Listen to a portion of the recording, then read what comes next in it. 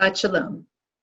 In the 1987 cult classic film, The Princess Bride, Wallace Shawn's hot-tempered character Vizzini keeps seeing things that he thought couldn't happen.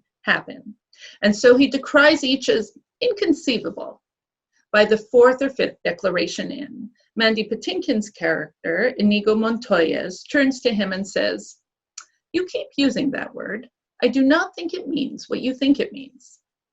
With each passing month since COVID-19 has plagued our lives, with each hard pill of loss and suffering we've had to accept, words like inconceivable, unbelievable, and incomprehensible may come to mind. In their overusage, they too become misused and even ironic. For in 2020, we have been forced to conceive the inconceivable, believe the unbelievable. And in order to maintain sanity and hope, we've been challenged to look for blessings in the incomprehensible, beauty amid the despair. One quarantine blessing that I've uncovered with my family is the renewed appreciation of watching Mother Nature unfurl her springtime and summer glory. David, Eden, Margot, and I have spent countless hours hiking through local parks and nature reserves and coastlines. We've watched deer prance, bunnies hop, and hawks and egrets fill the sky, all within a stone's throw of our house. Perhaps most awe-inspiring of all, at the duck pond at the end of our street, we've been daily witnesses to 10 baby goslings growing from infancy to almost full size in just 2 months' time.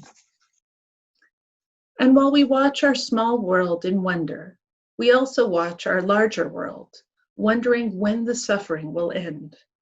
When will a cure be found for the virus?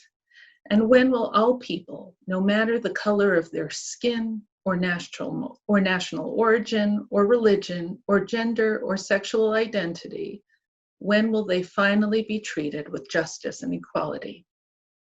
It's all inconceivable, and yet we see it, we know it, we're awed by it, we're enraged by it, we suffer it, we stand up to it, and God willing, sometime soon, we will all rise from it. It's this rising that I'd like to spend a few moments on now. At the beginning of our DvarTorah portion this week, Chukat Balak, we learn about an ancient purification ritual involving a red heifer. Put simply, a designated unblemished red cow would be slaughtered before the high priest, its blood sprinkled, its ashes collected and mixed with other reddish herbs. And then this mixture with water would serve as an instrument in purifying others who came into contact with the dead. The ashes of one slaughtered living being therefore served to purify another living being who touched death. This ritual mystified kings and scholars throughout Jewish history. The sages of our tradition always stopped short of explaining its rationale, using it to explain and exemplify a category of mitzvot, of divine commands, for which there is no human reasoning. And while we may not understand why it worked, what resulted was renewed life rising from the ashes of another. A person who came into contact with the dead would otherwise remain ritually impure in isolation from the community. And so the ritual of the red heifer lifted that quarantine and enabled him to re-engage with the world. Similar to the phoenix of Greek mythology that rose from its own ashes to renewed life, the ashes of the red heifer allowed the ritually impure to rise up and re-enter the land of the living. The ritual impurities of the Bible are different from what we know of impurity today, but the concepts of physical contamination through contact with the ill and the deceased, and of quarantining from the world while waiting for a clean bill of health, have never been more real. When we add to the mix renewed conviction to stand up against political and social oppressions, we understand that the liberation we seek is nothing short of existential. And staying healthy and safe doesn't have to mean staying bound and muted. As the father of reggae, Bob Marley, once sang, "Emancipate yourself from mental slavery. None but ourselves can free our mind. So how do we rise and renew? How do we free our minds when our bodies aren't yet fully able to roam?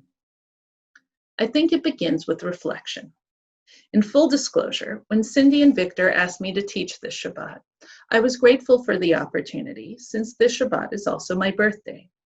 I was born in a different country several decades ago, but I've spent most of my adult life living here in the United States. And so the 4th of July has been a time for me to reflect on the meaning of freedom and independence, on the gift of a new year, and the redemptive opportunity that it offers. And I've never done it with as strong a sense of urgency as this year. As we celebrate Independence Day, the Shabbat of Chukat Balak, let us acknowledge those aspects of our lives that have been lost in sacrifice to this global pandemic. Let us work to change the atrocities laid bare by the sins of racism and hatred. May our eyes open to see the blessings amid the darkness. And then, like our ancestors escaping slavery to freedom, as they were purified by the ashes of the red heifer, and like phoenixes emerging from those ashes, may we steadily and surely rise. I now leave you with these words abridged from the great American poet Maya Angelou, Zichrona Livracha. Still I rise. You may write me down in history with your bitter, twisted lies. You may trod me in the very dirt, but still, like dust, I'll rise. You may shoot me with your words. You may cut me with your eyes. You may kill me with your hatefulness, but still, like air, I'll rise. Out of the huts of history's shame, I rise. Up from the past that's rooted in pain, I rise. Leaving behind nights of terror and fear, I rise. Into a daybreak that's wondrously clear, I rise. Bringing the gifts that my ancestors gave, I am the dream and the hope of the slave. I rise, I rise, I rise. Shabbat Shalom.